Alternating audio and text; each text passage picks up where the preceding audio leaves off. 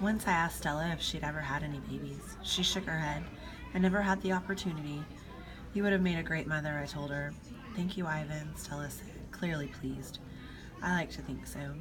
Having young ones is a big responsibility. You have to teach them how to take mud baths, of course, and emphasize the importance of fiber in their diet.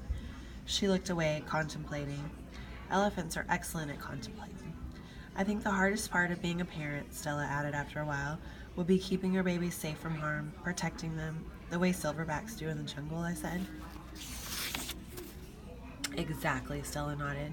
You would have to be good at protecting too, I said confidently.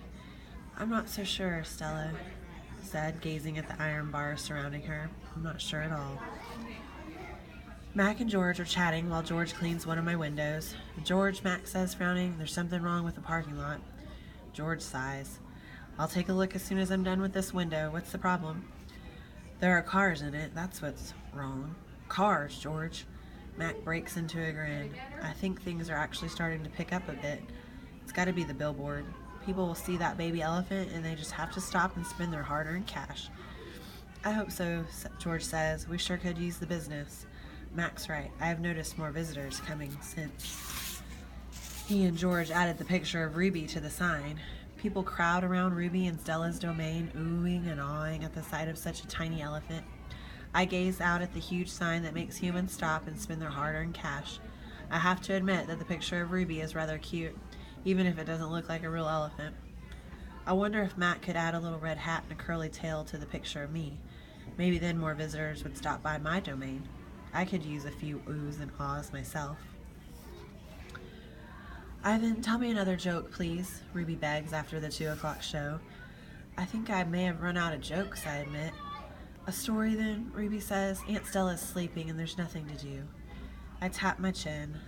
I'm trying hard to think, but when I gaze up at the food court skylight, I'm mesmerized by the elephant-colored clouds galloping past. Ruby taps her foot impatiently. I know. I'll tell you a story, she says. A real, live, true one. Good idea, I say. What's it about?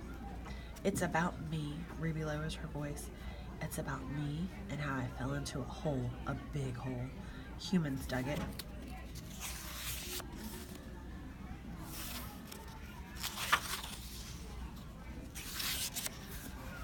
Bob pricks his ears and joins me by the window. I always enjoy a good digging story, he says. It was a big hole full of water near a village, Ruby says. I don't know why humans made it. Sometimes you just need to dig for the sake of digging, Bob reflects. We were looking for food, Ruby says, my family and I, but I wandered off and got lost, went too close to the village. Ruby looks at me, eyes wide. I was so scared when I fell into that hole. Of course you were, I say. I would have been scared too. Me too, Bob admits, and I like holes. The hole was huge. Ruby pokes her trunk between the bars and makes a circle in the air. And guess what? She doesn't wait for an answer. The water was all the way up to my neck, and I was sure I was going to die. I shudder. What happened then, I ask. I'll tell you what happened, Bob says darkly. They captured her and put her in a box and shipped her off, and here she is, just like they did with Stella. He pauses to scratch an ear. Humans. Rats have bigger hearts. Roaches have kinder souls. Flies have... No, Bob, Ruby interrupts. You're wrong. These humans helped me. When they saw I was trapped, they grabbed ropes and they made loops around my neck and my tummy. The whole entire village helped me, even little kids and grandmas and grandpas, and they all pulled and pulled, and Ruby stops. Her lashes are wet. I know she must be remembering all the terrible feelings from that day. And they saved me, she finishes in a whisper. Bob blinks. They saved you, he repeats.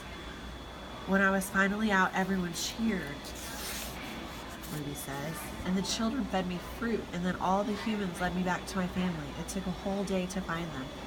No way, Bob says, still doubtful. It's true, Ruby says. Everywhere. Of course it's true, I say. I've heard rescue stories like that before. It's Stella's voice. She sounds weary. Slowly, she makes her way over to Ruby. Humans can surprise you sometimes. An unpredictable species, Homo sapiens. Bob still looks unconvinced, but Ruby's here now, he points out. If humans are so swell, who did that to her? I send Bob a grumpy look. Sometimes he doesn't know when to keep quiet. Ruby swallows, and I'm afraid she's going to cry. But when she speaks, her voice is strong. Bad humans killed my family, and bad humans sent me here. But that day in the hole, it was humans who saved me. Ruby leans her head on Stella's shoulder. Those humans were good. Doesn't make any sense, Bob says. I just don't understand them. I never will. You're not alone, I say, and I turn my gaze back to the racing gray clouds.